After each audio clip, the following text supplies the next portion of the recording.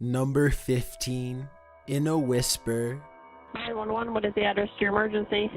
By the Foss Street laundromat. What's the problem? I've been abducted.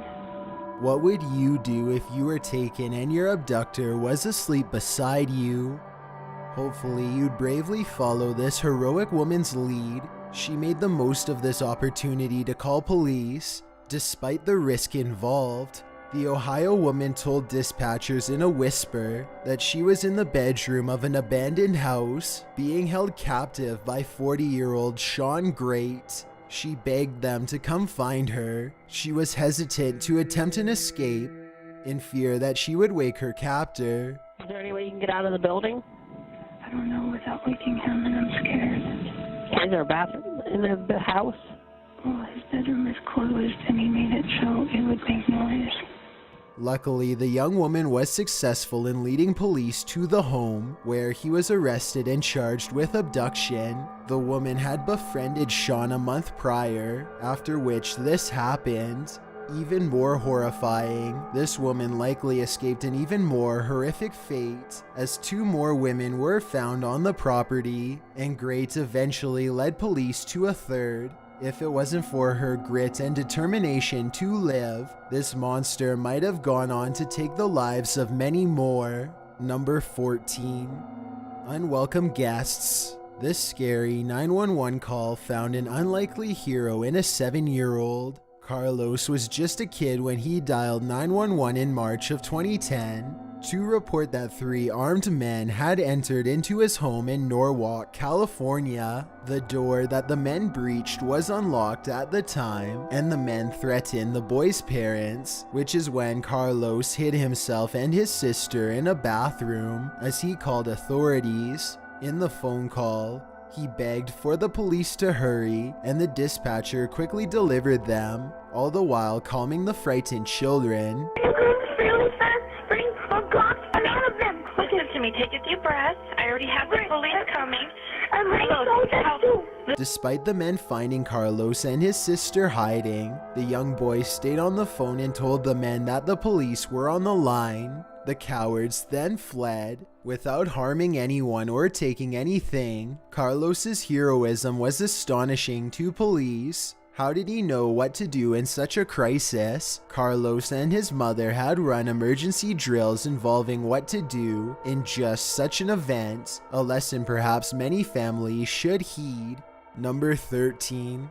Halloween. You wouldn't think that a harmless scary movie would lead to actual real-life horror, but when 17-year-old Jake Evans watched Rob Zombie's remake of Halloween, he turned into a monster. In a gated community in Aldeo, Texas, Evans became Mike Myers. There, he took the lives of both his mother and his younger sister. He originally planned to take the lives of his grandparents who lived across the street, as well as 2 other sisters, but instead he went into the living room to dial 911 and confess his horrific actions. During the 911 call, Evans very calmly explained to the dispatcher what he did and why, calling himself evil, but then goes on to say whatever. Okay, is there any reason that you were so angry at your mother and your sister? I don't know, I wasn't, it's weird, I wasn't even really angry with them, it just kind of happened. His entire written confession ran 4 pages long and detailed the motive for his actions. He claimed that his family members were becoming people he hates. He is said to have not been mentally ill prior to or during the event. In his confession, he wrote that after he took their lives, he ran to his room and yelled at the top of his lungs that he was really messed up.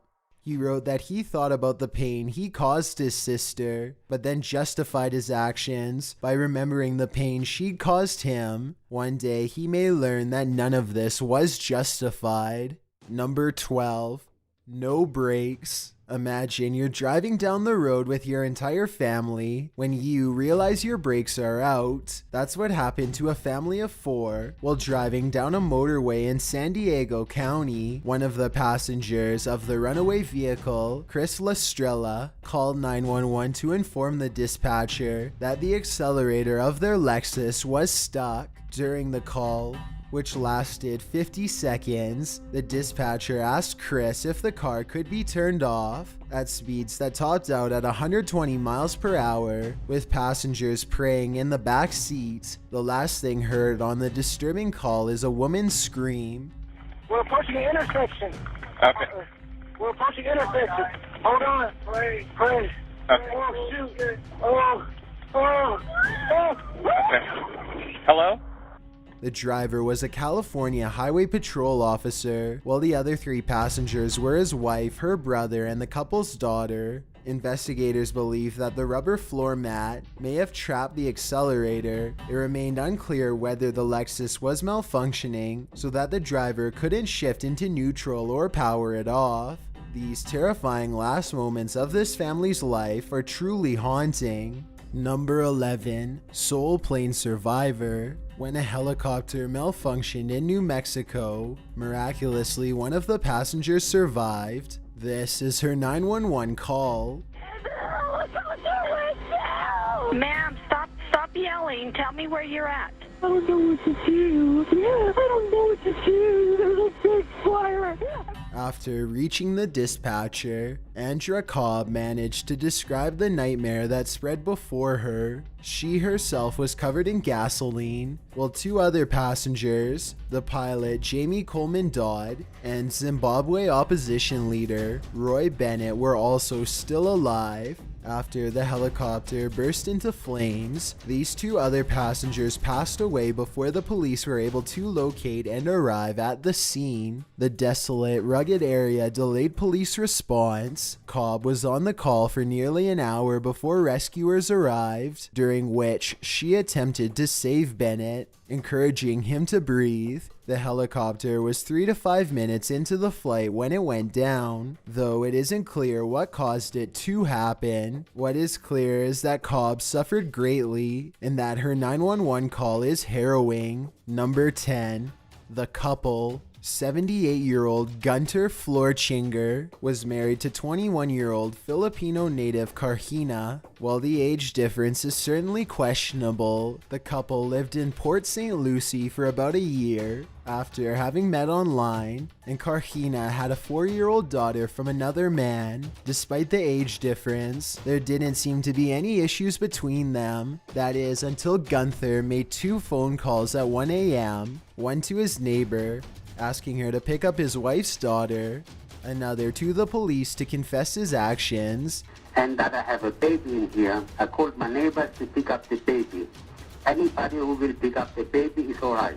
After that, I will take my own life. The elderly man had taken the life of his wife, then attempted to burn the place down with gasoline. When he called the police, he told the dispatcher that he was going to take his own life as well, which he did shortly after. The town had suffered a similar event not long before, and the quiet town was still recovering. After this incident, it must try and heal once again. Number 9, Baylor Incident. On July 9th, 2010, 20-year-old John Maynard was working the night shift at the Taft Recycling Plant in Orlando, Florida, when the baling machine jammed. He unclogged the machine. Before he could get out of the way, it restarted with the compacting ram headed towards him. He managed to lift his body out of the way, but not his right leg. The following 16 minutes, which Maynard calls the longest of his life, were crucial to his survival. Somehow, he had the calm and level head to call 911 and save his own life. During the 911 call to Orange County Sheriff's Office, Maynard explained his situation and location repeatedly. He also told the dispatcher that this was not a prank call and pled for help.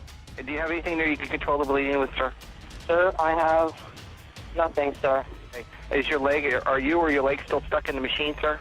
I am out. My leg is down in there. It was at my ankle, sir. He asked the dispatchers to pray with him and requested that they pass on a message to his family, including his stepdad who adopted him, the message that he loves them, being that he was alone at the time of the call. It's remarkable how calm he remained while experiencing this horrible incident, as he credits the dispatchers who kept him conscious during the long wait for first responders. Maynard posted his own 911 call to YouTube in an effort to aid other amputees in adapting to life without a limb. He remains committed to helping other amputees cope through his YouTube channel, Crew9T, and he has gone to live life to the fullest, even taking up rock climbing. While listening to his 911 call is scary, knowing the life he's since led is nothing short of awe-inspiring. Number 8. Abandonment. In this call, an 11-year-old informs dispatchers that his mom has been threatening to leave him and his 6-year-old brother to move away and have fun in California. Why? According to the boy, his mother said she didn't want to be around them anymore. She said that she's gonna go to California and leave us at home by ourselves for a long time. After he fell asleep, he woke up to find her gone. The judge who heard the case did not believe the 29-year-old mother's claims that this was all a miscommunication. She faced multiple charges and was not allowed unsupervised visits with her children, whose father was thereafter granted custody. Nothing short of horrifying. Number 7. Trapped in a cargo hold. What if you were flying and mid-air, you heard frantic screams and pounding beneath your feet? That's what happened to the passengers of this Alaska Airlines flight from Seattle to Los Angeles, after a baggage handler fell asleep inside the plane's cargo hold. When he awoke, the plane was on its way and the handler called 911 in sheer panic. "I'm inside a plane, I feel like it's moving in the air," he told the dispatcher, asking him to please stop the plane. You can listen to the entire desperate call here. Hello, I'm trapped in this plane and I called my job, but I'm in this plane. you're where? I'm inside a plane. When the dispatcher attempts to clarify the man's information, he discovers that the call is not coming from within the airport, rather it's coming from within the plane. While the call to emergency services helped keep the man sane, it was the passengers on board who heard the man beneath their feet and alerted the crew, forcing the flight to reroute back to Seattle after being aloft for only 14 minutes. Thankfully, the crew member survived, but not before having made this terrifying phone call. Number 6.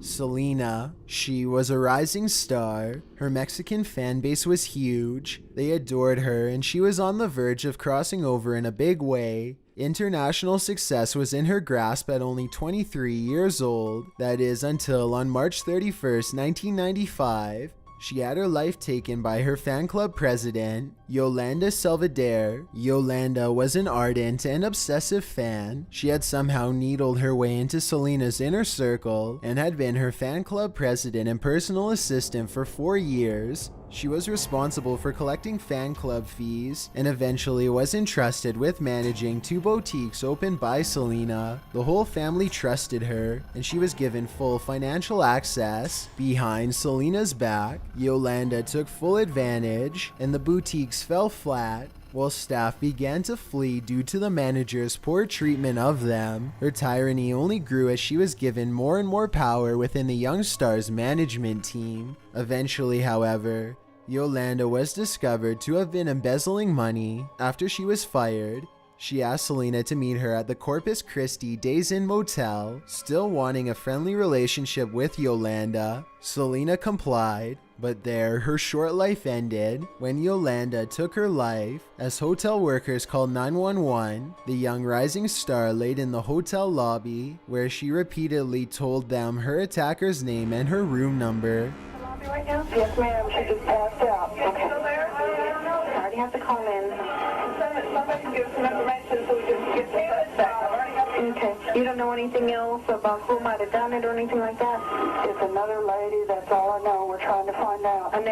Okay. This lady's about 40 years old. Although Yolanda initially gave a written statement declaring her guilt, she later claimed that she was attempting to take her own life, and Selena got in the way. The entire scary and devastating event led to the anniversary of Black Friday, celebrated annually to commemorate Selena's premature passing. Number 5. Train tracks. 17-year-old Jacob Ohl from Georgia lost both his feet after getting run over by a train. He didn't hear the train's approach as he was walking on the tracks with his headphones in. After this happened, he came to on the side of the tracks, but he still managed to call 911 and report the incident. What part of your body was hurt? My legs. Okay, are they broken? I think it cut them off. It cut them off? Yes. Police hurried to his location. Despite what happened, Jacob was still conscious, while Officer Andy Blimline applied tourniquets to both legs. The honors student was heading to college in the fall. In a statement on his GoFundMe page, his mother wrote, "We are so happy and feel so lucky that he's alive. We all feel lost in the overwhelming helplessness of this crazy situation." Number 4.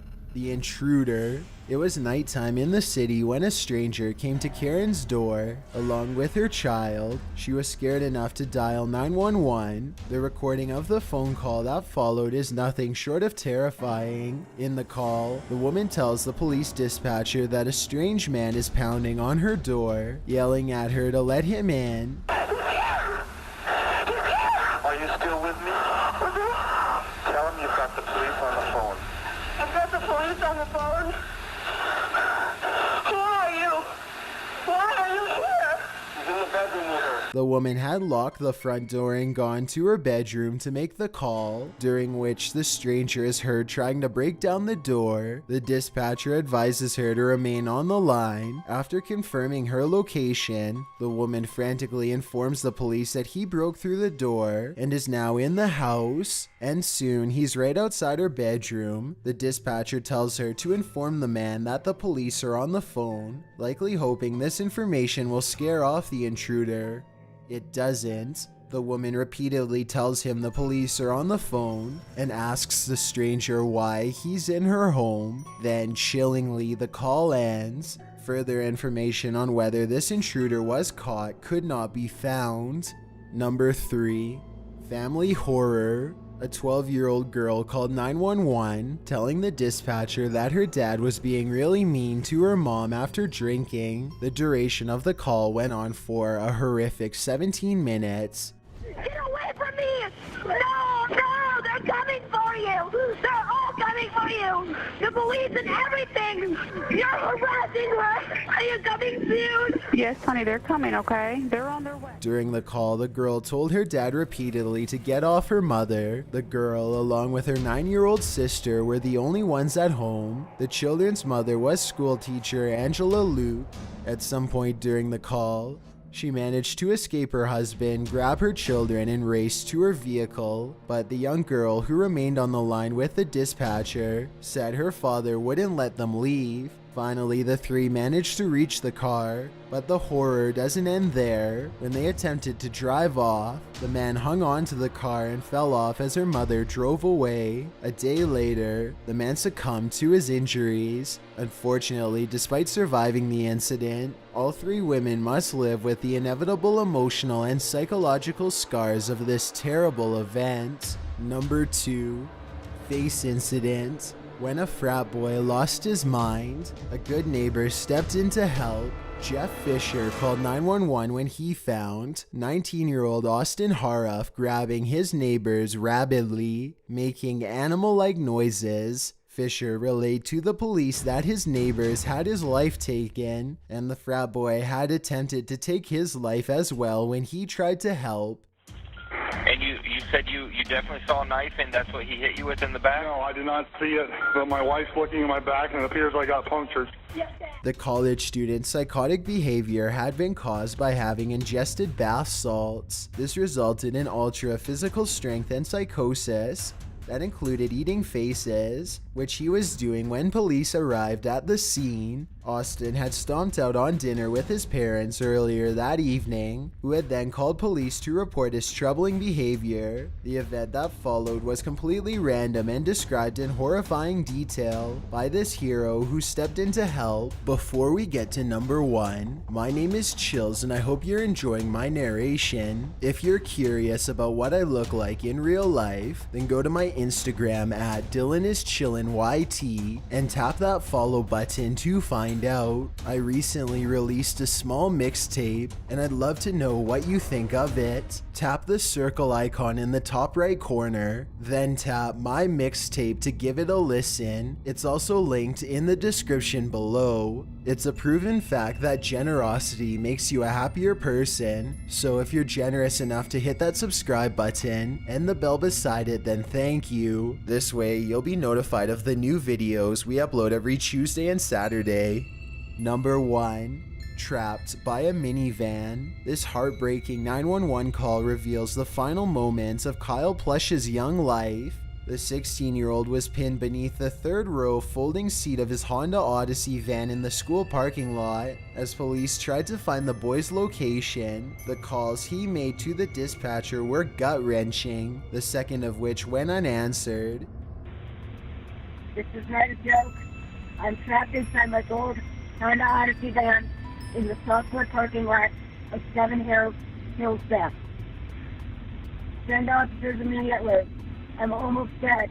During the final call, which Kyle dialed using voice commands, neither the dispatcher nor Kyle could hear each other. Kyle did not relay the address where he was trapped. During the second call, Kyle was able to tell dispatchers what kind of vehicle he was trapped in. He also said, "I probably don't have much time left. Tell my mom I love her." Police took hours to find the boy, by which time the high school sophomore had passed away. This is a painful listen, as you can hear the desperation in the teen's voice as his cries for help go unanswered. Thanks for checking out this video. Be sure to subscribe because we upload new countdowns every Tuesday and Saturday. Or if you're still not convinced, here are some of our other videos that I think you'd like. Enjoy!